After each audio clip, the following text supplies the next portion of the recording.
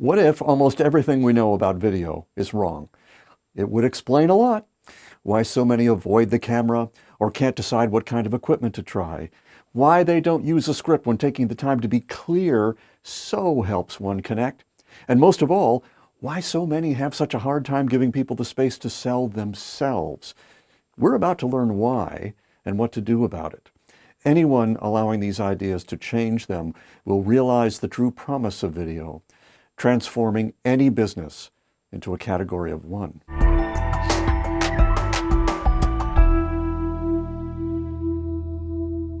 They say you never get a second chance to make a first impression, but what if you never needed that? What if you could, just right out of the gate, make your business first in the minds of your potential clients? Not because you're using video, but because you relate to it in such a different way. One that makes you welcome, that attracts rather than coerces, that makes a viewer feel better after having encountered you than before. Well, you can. So how did I learn all this? Well, 25 years of seeing the most remarkable things unfold on my own path once I let go of what I used to think was impossible. Imagine being at a retreat where 1,000 of a company's top sales performers have gathered in one room to celebrate their wins over the past year. A brief video begins about one of their own, and 2 minutes later there isn't a dry eye in the house. Hundreds of type A, sales performers reaching for their hankies. A $300 billion pharma company founded by a Nobel laureate, one that makes serious medicine to combat rare and terrible diseases, is about to be taken apart in a surprise attack by an activist investor who is unsatisfied by his current rate of return. The board commissions an 8-minute video. It's sent to all the shareholders, and the activist is defeated in a worldwide vote just days later. A single shingle ghostwriter puts a video up on her LinkedIn profile to stir up some interest in her company.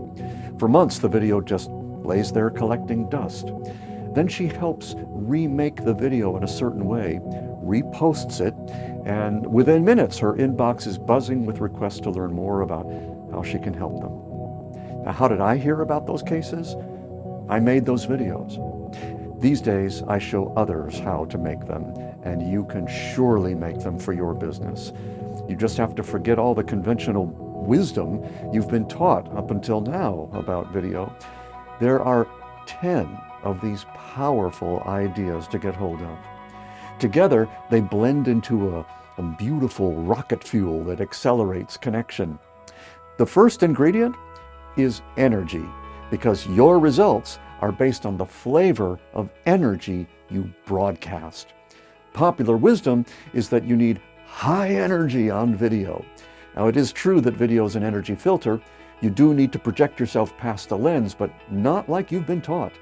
As a simple example, if you're Billy Mays selling the Smokemaster 5000 on late night TV to stoners in their mom's basements, then yes, you might need a superconducting supercollider's worth of arm-waving animation. But if you're an ethics advisor to corporates in the C-suite, you need authority and gravitas, a far different flavor. So whether Billy the Madman or Albert the PhD, your energy needs to match your mission. Not high energy, you energy. The second element is production value. Now, all the pundits seem to agree that high production value equals low connection. Makes it look like you're trying too hard. But all that proves is you're trying to be clear. In what universe does clarity equal cluelessness?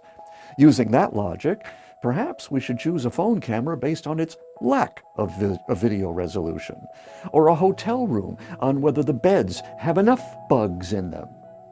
No. The reason this zombie of an idea keeps stalking the earth is that marketing gurus who'd like you to buy their stuff don't want to have to say that scary 4-letter word, work. The truth is, production value should be as high as you can make it, and no more. It's not about perfection, it's about aspiration. It's a journey to a destination we'll never reach in this lifetime. And it doesn't matter if you're using an iPhone or a Hollywoodie cinema camera, the better you do that job, the more clarity in your message. And here's the ironic thing. These days, the line between ew and awesome is really darn close. In other words, it isn't as difficult as they say it is to get pretty good production value. And when you make videos using all of these powerful ideas, it leads directly to high connection value, no matter how simple or complex the video may be. We have a free 8-hour course just on production value because it's that important. The third critical idea revolves around who you are on camera. The entire popular wisdom on this is summed up in 2 words: be yourself. But no one defines what yourself means, as though the answer is obvious. Well, it's anything but obvious. They don't answer it because they don't know who they are. All they can offer is, don't be phony. That's like saying, don't wear clothes. People will think you're hiding something. The truth is, we play a number of roles in life. We're one way with our children, another with our spouse, and yet another with an old work buddy.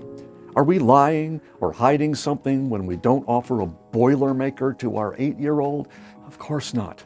We simply allow the different parts of our personalities to shine in different moments. And so it is with being on camera.